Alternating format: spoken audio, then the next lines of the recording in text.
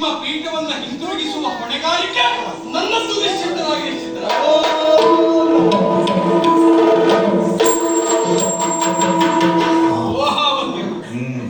ಶತ್ರು ಪ್ರಸೂಧನ ಬಂದಿದ್ದಾನೆನ್ನುವ ಮಾತ್ರಕ್ಕೆ ನೇರವಾಗಿ ಹೋಗಿ ಎದುರಿಸೋಣ. ಪೂರ್ವಾಪರ ನಮಗೂ ಗೊತ್ತುಂಟು, ಸುದರ್ಶನ ಬೇರೆ ನನ್ನ ಹತ್ತಿರದಲ್ಲಿ ಇಲ್ಲ. ಹಾಗಿತ್ತ ಆಯುಧವೇ ಇಲ್ಲ ಅಂತಲ್ಲ, ಉಂಟು ಆಯುಧ. ಈ ಸಂದರ್ಭಕ್ಕೆ ಅವನನ್ನ ಎದುರಿಸುವಲ್ಲಿ ಶಾಂಗ ಧನಸ್ಸನ್ನು ಹಿಡಿದು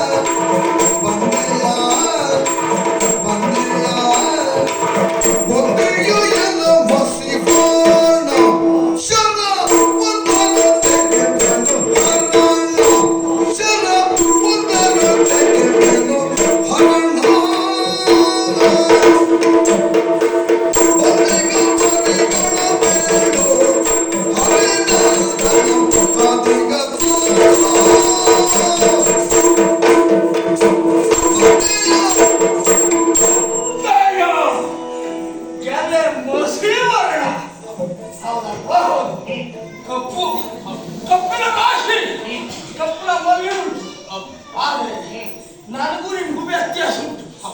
ನಮ್ಮ ಜಾತಿಯವರು ಇನ್ನೊಂದು ಮುಂದೊಂದು ಅಲ್ಲ, ಯಾವೊಂದೇ ನೇರ ದಿಟ್ಟನಿನಂತಹ ನಿನ್ನಂತಾಗಲ್ಲ. ಆ ಕಡೆ ಒಂದು ಈ ಕಡೆ ಒಂದು ಇನ್ನೊಂದು ಮುಂದೊಂದು, ಅದು ನಿದರ್ಶನವಾಗಿ ಕಂಡಿದ್ದು ಯಾವಾಗ? ನನ್ನ ಕಣ್ಣಿದ್ರೆ ಈಗ ಆ ದೇವೇಂದ್ರನ ಪಕ್ಷಪಾತಿಯಾಗಿ ಧನುರ್ಬಾಣಗಳನ್ನು ಹಿಡಿದು ಬಂದೆಲ್ಲ. ಅವ ಓಡಿ ಹೋದ, ಅಮ್ಮಡಿ ನೀನು ಬಂದೆ ಒಂದೇ ಒಂದು ನೀ ಏನು ಇಲ್ಲದ ಮತ್ತು ಓಡಿಸಿಬಿಟ್ಟೇನೆ.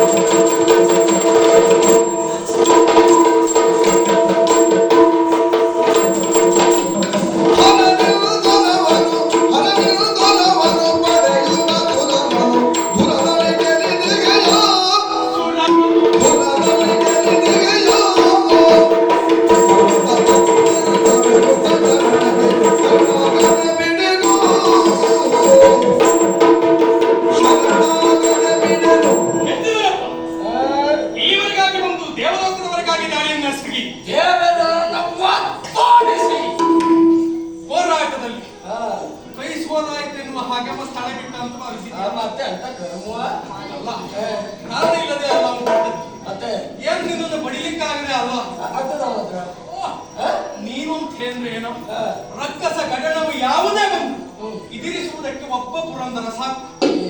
ಏನಪ್ಪ, ಯಾವ ಪ್ರಸಂಗದಲ್ಲಿ ನೋಡಿದ್ರು ಅಲ್ಲಿ ಪುರಂದರ ಓಡಿದ ಕಥೆಯೊಂದು ಉಂಟು ಬಿಟ್ರೆ ಅವನೊಂದು ಹಾಗೆ ಮಾಡ್ದ ಹೀಗೆ ಮಾಡ್ದ ಸುದ್ದಿಯೇ ಇಲ್ಲ.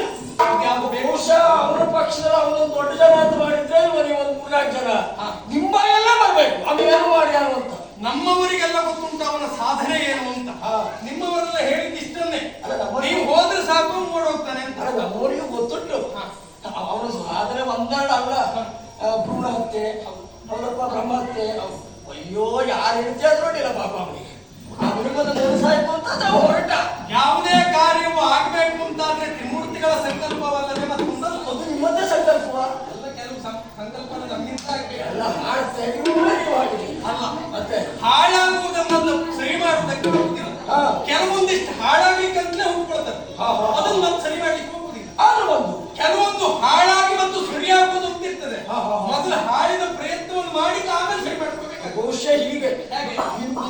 ಈಗ ಯಾರು ಹೇಳ್ತಾರೆ ಹೇಳೋದ್ರ ಮೇಲೆ ಒಂದು ನಿರ್ಧಾರ.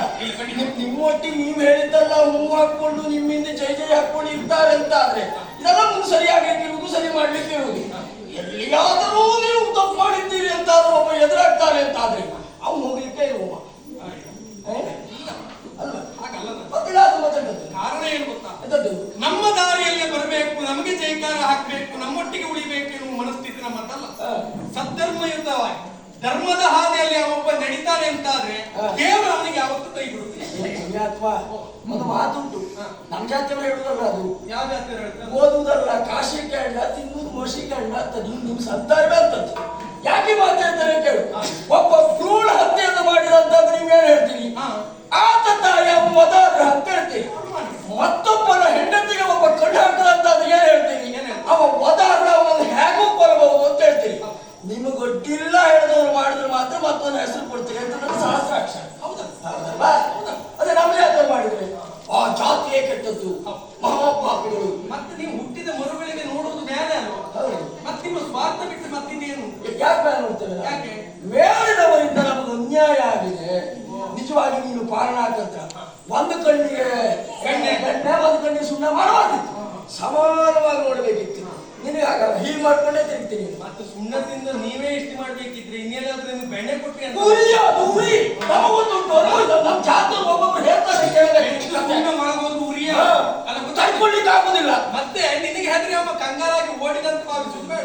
ಹರವಿಂದು ವರ ಒಂದು ಪಡೆಯುವುದು. ಹೌದು, ನೀವೆಲ್ಲ ವರ ಪಡ್ಕೊಂಡೇ ಬರ್ಬೋದು. ಎಷ್ಟು ಕಷ್ಟಪಡಿ. ನಿಮಗೆ ಹೆದರು ಓಡುವುದಲ್ಲ. ಧರ್ಮಕ್ಕೆ ಬರಲಿಲ್ಲ, ಅದು ಧರ್ಮ ಕೊಡ್ಲಿಲ್ಲ. ಅಯ್ಯೋ ಧರ್ಮಕ್ಕೆ ಕೊಟ್ಟಿದ್ದಾನೆ ಅಂತ ನಾನು ಹೇಳಿ ಅಂಧಕಾರಲ್ಲಿ ಇಟ್ಟಿದ್ದಾನೆ ಕೆಲವು ವರ್ಷ.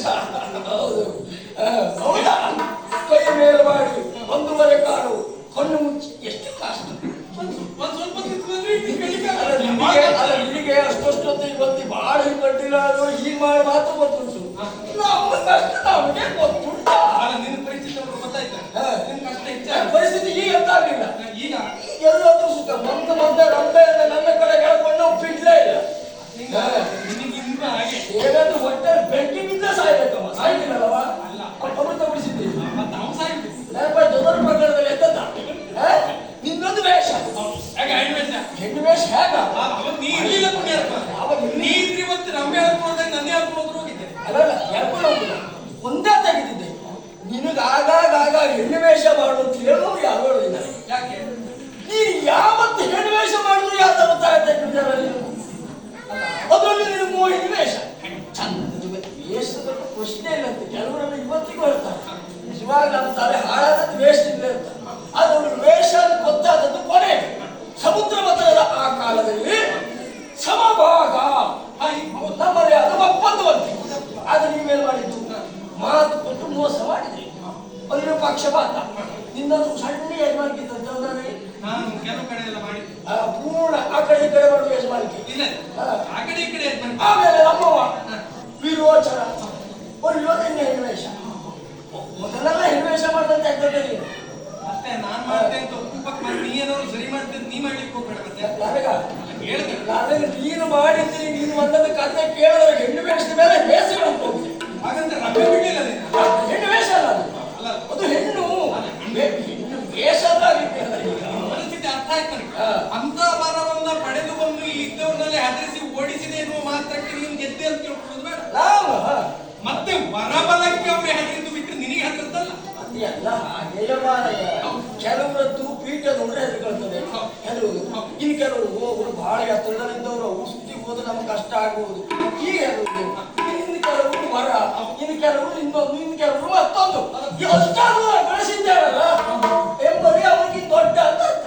ನೀ ದೊಡ್ಡ ಆದೆ ನೀ ಒಪ್ಪಿಕೊಂಡು ಆತ್ಮದ ಕೈ ಮುಗಿ ನನಗೆ ಇಷ್ಟುಂಟು ನನಗೆ ಕೈ ಮುಗಿಯುವುದಕ್ಕಾಗಿ ಬಂದವಲ್ಲ, ಮಾಡಿದ ತಪ್ಪಿನ ಅರಿವನ್ನು ಮಾಡಿಸಿ ಪುರಂದರದ ಕಾಲಿಗೆ ನಿನ್ನನ್ನು ಬೀಳಿಸುವಂತ ಪುರಂದರ ಇನ್ನೂ ಅವರಾಗ ಓಡಿಸ್ತಾನೆ.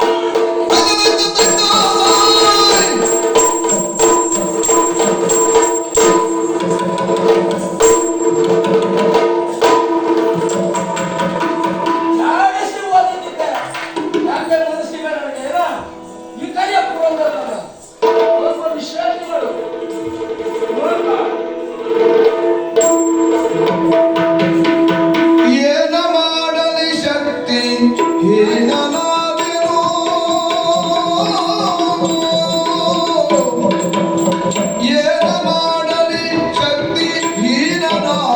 ಫಳನ ಓನನರಿಯ